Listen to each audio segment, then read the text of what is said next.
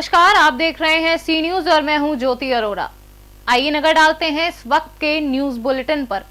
भदोही जिले के स्थानीय कोतवाली क्षेत्र के इंदिरा बिल बाईपास मार्ग पर एक ढाबा के पास अनियंत्रित ट्रक के पहिए के नीचे आ जाने के कारण मोटरसाइकिल सवार एक युवक की मौत हो गई, जबकि पिता गंभीर रूप से घायल हो गया है। वहीं मौके पर पहुंची पुलिस ने शव को कब्जे में लेकर पोस्टमार्टम के लिए भेज दिया है। भदोही से सीनियर संवाददाता खुर्शीद खान की रिपोर्ट।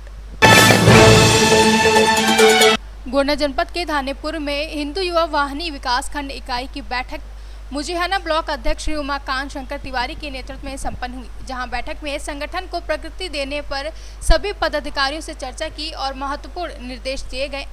वहीं तिवारी जी ने विकास खंड में मीडिया प्रभारी के पद पर काम कर रहे कमलापति गुप्ता को संगठन विरोधी बताते हुए संगठन से निष्कासित किया और मुजिहाना विकास खंड में नए मीडिया प्रभारी के रूप में भरत कसौधन का प्रस्ताव विकासखंड मुजिहाना के पदाधिकारियों को दिया, जिसमें सभी पदाधिकारियों द्वारा प्रस्ताव पास करके भरत कसौधन को हिंदू युवा वाहिनी विकासखंड कार्यालय पर अंगवस्त्र पहनाकर मीडिया प्रभारी का पदभार सौंपा गया और आशा किया गया कि वे इस पद पर रहते हुए प्रचार प्रसार करते हुए संगठन को और ऊंचाई पर ले जाएंगे।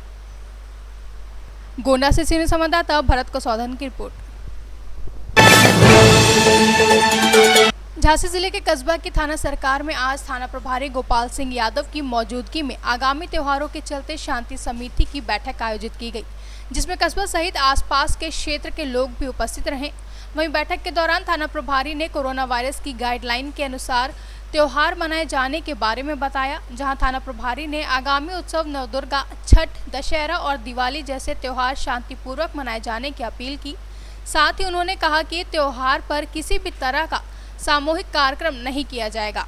उन्होंने कोविड-19 के बचाव के लिए भारत सरकार द्वारा जारी गाइडलाइन का पालन किए जाने के साथ ही अगर कहीं दुर्गा पूजा का उत्सव मनाया जाता है तो वहां पर कोरोना की रोकथाम के लिए सैनिटाइजर और वहां आयोजन करने वाले मास्क लगा कर रखें। साथ ही सोशल डिस्टेंसिंग का भी पूरा ध्यान रखा जाए। झांसी से सीनियर संवाददाता अंकित साहू की रिपोर्ट। ए मोहब्बत तेरे अंजाम पर रोना आया, ये गजल कौशाम्बी में हुए मर्डर पर एकदम फिट बैठती है। मामला उत्तर प्रदेश के कौशाम्बी जिले के सैनिक थाने इलाके का है, जहां पर एक व्यक्ति ने अपनी पत्नी की ही बहन के प्यार के चक्कर में अपनी पत्नी और बेटी का कत्ल कर दिया। खास बात यह है कि आरोपी पत्नी ने मृतक सरिता से 10 साल पहले लव मैरिज की थी।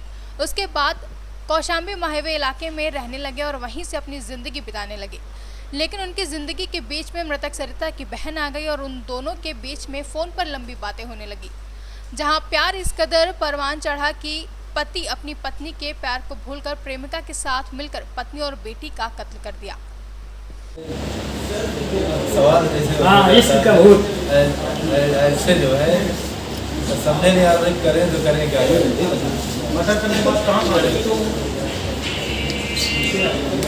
सारे से बस स्टाफ से बैठे थे सागन मार्केट में सामान मान ले तो ले गए। क्या कर क्यों गए थे? जब हत्या कर दिया तो क्यों भाग गए? वापस क्यों गए? डरने लगी क्या घटना थी और कैसे खुलासा हुआ? किन किन लोगों ने इस घटना को काबिज किया था, किस लिए किया? कल हम लोगों को शाम में लगभग 7 बजे के आसपास की सूचना मिली कि सिराथू में एक माँ बेटी की हत्या कर दी गई है। तत्काल उस सूचना पर हम लोग वहाँ मौके पर पहुँचे अपनी फोरेंसिक यूनिट के साथ और वहाँ हम लोगों ने जांच शुरू की।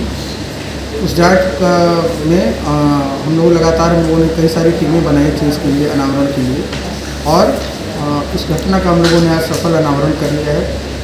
इसमें घटना इस तरह से कारित हुई थी कि इस महिला का जो पति है, इसने ही उस घटना को अंजाम दिया था और उसके बाद उस व्यक्ति ने कहानी रच दी कि जब ये सुबह वहाँ से 9 बजे 10 बजे उसने कहानी ऐसी गढ़ी कि 9 बजे वो घर से निकला इलाहाबाद के लिए और जब वो वहाँ से लौट के आया तब उसने देखा कि 6 बजे की इसकी पत्नी और इसकी बच्ची की हत्या कर दी गई है। जबकि जो कहानी जो इन्वेस्टिगेशन में हमारे निकल कर आई वो ये है कि ये व्यक्ति ने सुबह ही अपनी पत्नी की हत्या कर दी थी। उसके बाद चूँकि इसकी बच्ची भी जग गई थी उस समय, तो इसको पकड़े जाने का खतरा हुआ, तो उसके बाद उसने अपनी बच्ची का भी हत्या कर दी। उसके बाद जो आला कत्ल था वो भी घर में छुपा दिया था, जिसको कि हम लोगों ने बरामद कर लिया है। उसके बाद ये अपने बिल्कुल एक फिट पैटर्न के हिसाब से प्रयागराज गया और प्रयागराज में जाकर इसने कुछ दुकानों से कुछ खरीदे सामान, ताकि वहाँ पर एक एविडेंस क्रिएट हो। और उसके बाद सिराथू में भी आकर कुछ जगह इसने समोसे खरीदे, कुछ चीज़ें खरीदी और हम लोगों को इस चीज़ को लेकर भ्रमित करने का प्रयास किया कि देखिए ऐसे ऐसे एविडेंसेस हमारे पास हैं कि हम इन लोगों के पास गए थे। सारी चीज़ों को हम लोगों ने क्रॉस एग्जामिन किया और सर्विलांस के माध्यम से भी हम लोगों ने पता लगाया कि इसके अपनी साली से संबंध थे और दोनों ने मिलकर इस चीज़ को प्लान किया था कि अपनी बहन को, साली का ये कहना था कि उसकी बहन को हटाना ज़रूरी हो गया था रास्ते से, क्योंकि उसके रहते वो लोग साथ में नहीं रह सकते थे। उसी क्रम में ये प्लान हुआ और ये घटना कारित हुई और इस पूरी घटना को हम लोगों ने 24 घंटे के अंदर इसका अनावरण कर लिया है, जिसके लिए मैं अपनी पूरी टीम को बहुत बधाई देता हूँ और टीम को मैं नगद पुरस्कार से पुरस्कृत भी करूँगा।